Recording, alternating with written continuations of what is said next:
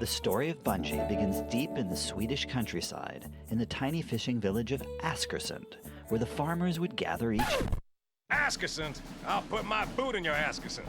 Now listen up. Bungie starts here. Sweet Home Chicago, 1991. That year I was taking an artificial intelligence class, and Jason was in that class. I was working on a game, and Alex was trying to start a company. Where Jason is actually a lot like a shipboard AI, where most of the time it does miraculous work that nobody else could do, and then the other times it's, crazy. This is what I think of the Computer Game Developers Conference.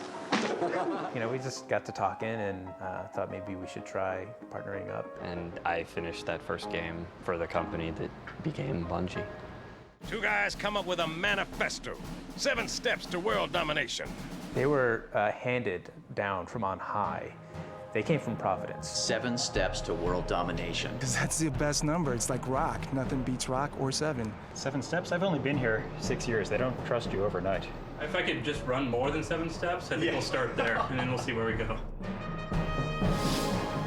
Yeah, start independent gaming company. Is there an addendum that says remain independent? Because we should have put that in there. Bungie Studios started properly in 1991. We tried it out, and it worked really good. We just kept going. Every time you eat a piece of pizza, you have to cross something off. Right? But it was kind of like, being in a band, because it was our lives, 24/7. We didn't have any idea what we were really doing. I think Tunster needs to get the shaft. There are a variety of ways one can get the shaft. Getting rid of the shaft, that's a trickier proposition. Every 2 weeks, someone's gonna get the shaft. So, Harold, you are the proud owner of the shaft for the next 2 weeks. Well, the name Bungie is actually a very dirty, dirty joke. Well, it's a punchline of a very dirty joke, which I'm afraid I can't reveal. I can't talk about why the company's called Bungie. That's top secret stuff. The original Bungie offices, which you can see across the street, brown brick building there, we occupied the 2nd floor. It had character. This is where we would eat our burritos, probably 4 out of 5 days of the week.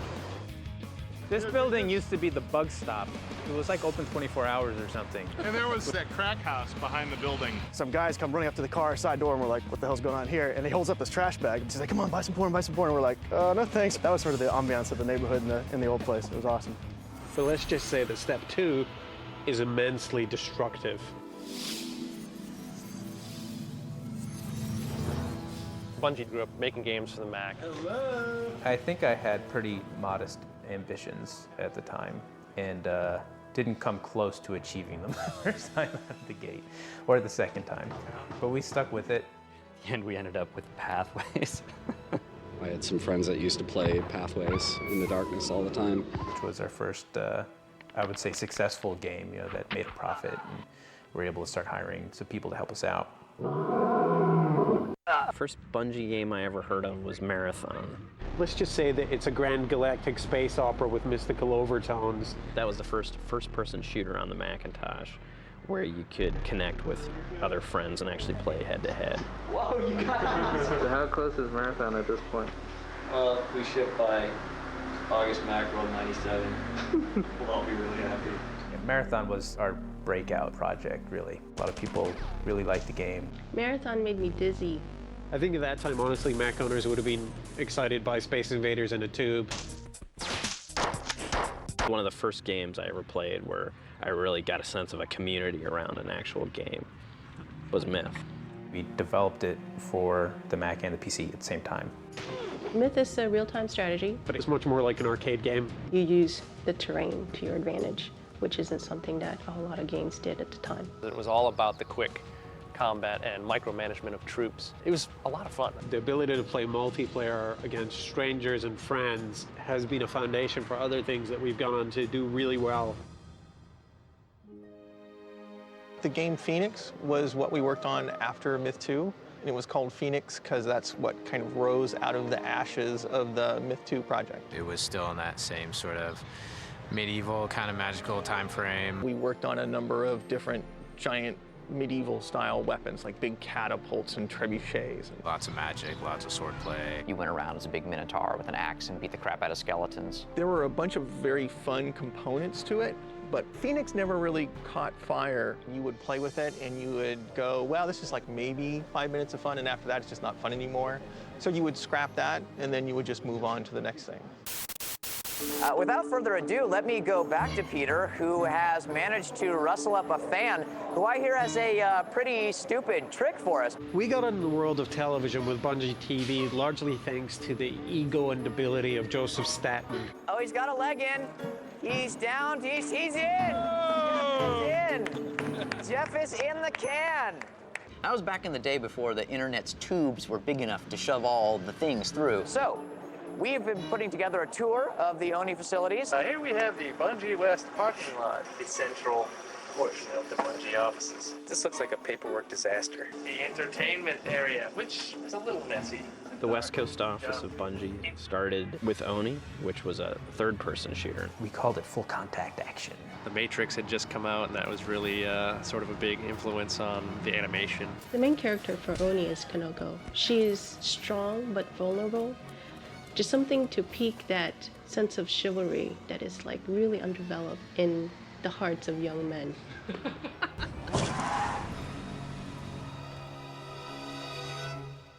Step 3, you cut a hole in a box. Some people think that's step 1, but to me it's step 3.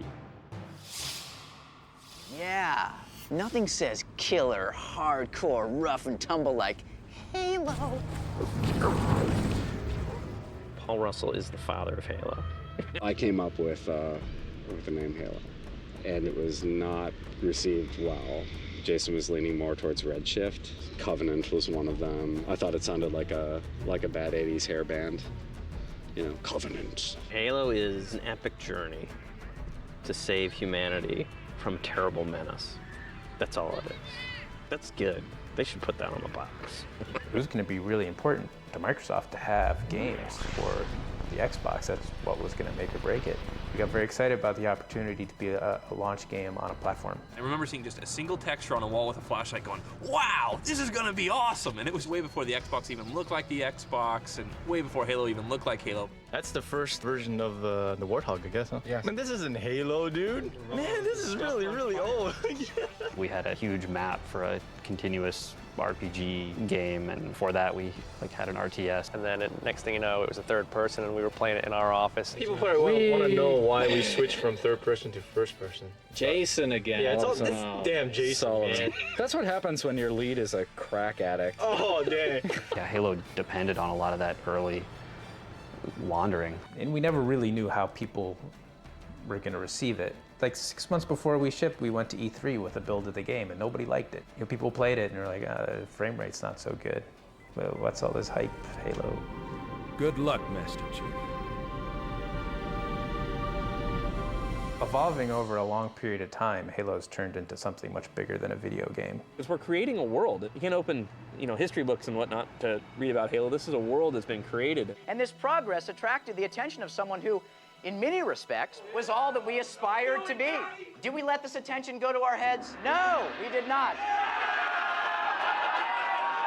And little did we know it, but Bungie was on the auction block, and we all of us soon found ourselves strangers in a strange land. When Microsoft bought us, some people were totally incensed because they grew up from the Mac side of things and felt like, this was a sellout. Greed, pure and simple, cashed it in, sold our souls. A lot of the team was pretty young and didn't have a lot of attachments, so the opportunity to go somewhere new was pretty exciting. I think for some of us, myself included, with family in Chicago, it was maybe a little bit more bittersweet. We got on a plane, we came out here, and we haven't really looked back, We were expecting a final sales number to be 700,000 units, and then it just went through the roof. Why? Because of my pretty face. Hoorah! Step 4 didn't really go very well. Which one was step 4? Which one's step 4? Do you know what step 4 is? Right, we gotta get a picture of the Bungie food. I know back in the day in Chicago, there was a very infamous Chinese food restaurant we used to order from. They used to just deliver us crazy amounts of Chinese food all the time. What's this crap? That looks good. Ming Choi is the one place that you can get roasted chicken, pizza, and barbecued pork fried rice all delivered within 20 minutes. I don't think that really accelerated the process development so much as it sort of filled it with a lot of bathroom breaks. Because Halo 1 happened really big, I don't think there's any doubt that there wasn't going to be a Halo 2. We're like, we should do another one, you know, because we're out of margaritas and, you know, they're expensive. I'm going to need more. Halo 2 is moving. Time begins to crawl. But we're still not telling if we'll ship this fall. Maybe Bungie needs to see Robbie give a piece to me. A piece to me.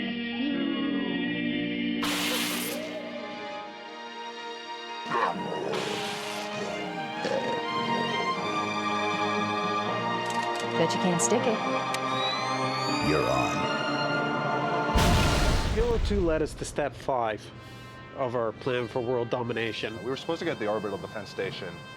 That was step 5. I forget step 5. But Microsoft said that if they're going to build an orbital space station, that it's going to be running Windows, and we didn't want to be going up there. Oh, it's been recovered. We're trying to move on to giving it away. Ling Ling is a severed dog's head in a jar. One of the guys from the Chicago office had a roommate who was a medical student, and he brought Ling Ling home as homework. He moved out and left Ling Ling behind, and she's been here ever since. Of all the Chicago traditions we should have left behind. The last thing you want to see when you pop open your closet is a severed dog's head. Other people just run away or barf. But Ling Ling's head, if you have faith, it's going to help us dominate. If you want to dominate, try this puppy. There were a lot of reasons that it was important for us to move to another building. One is that Bungie is all about having its own identity. It was because of the parking, man. I mean, now they have valets, so maybe that would have changed things. A lot of people just felt like we were just part of the Borg. There's definitely a great deal of love between Bungie and Microsoft. And when Microsoft hits us, it's because it loves us. They made us walk like 200 yards to the bathroom. Being in this sort of stale cube farm type environment isn't very conducive to being creative. Like Matt Noguchi would sprint all the way to the bathroom and just barely make it. I mean, barely. Like, that's why there's this big puddle of piss in front of the urinals. I think the main reason we moved is we just got bigger.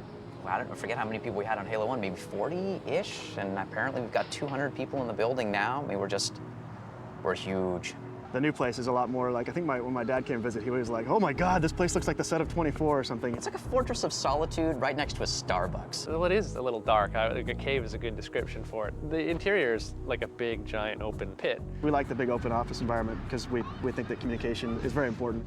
This is the Bungie coat of arms. Basically, the Latin says, don't make us kick your ass.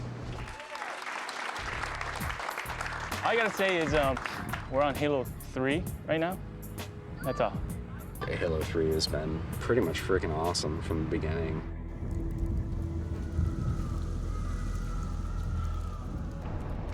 Crazy fool. Why do you always jump?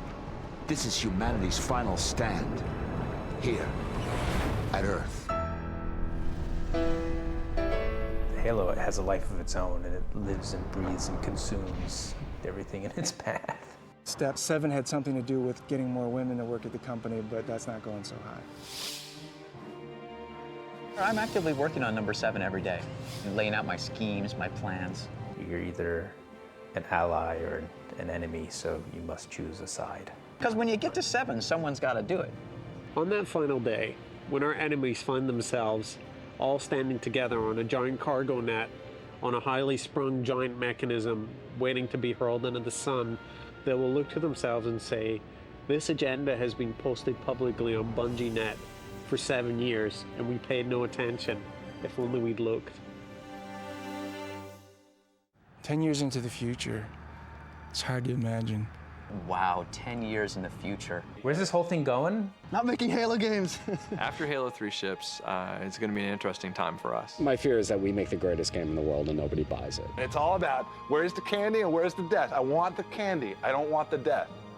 So I think in 10 years, games are going to be a lot more fun. I'm trying to recreate some of that wandering we did at the beginning of Halo 1 and we did at the beginning of Pathways. Keeping everyone super motivated, hoping that we're going to create something beautiful. Hopefully Chucky won't be clipping his toenails in the middle of the meeting room. 10 years in the future, I just want to be making games. Ha! Talk to me after the next trilogy. I'm gonna be in there, right?